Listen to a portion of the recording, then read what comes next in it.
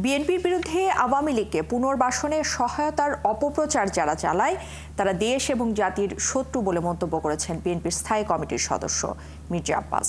তিনি বলেছেন, দেশে বেশ কয়েকদিন ধরেই এই সার্কাস চলছে।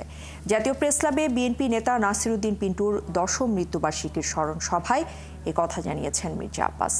এ সময় প্রশাসনে বিএনপি সমর্থকদের সরিয়ে অন্যদের নিয়োগ দেওয়ার অভিযোগ করেন বিএনপির এই সিনিয়র নেতা।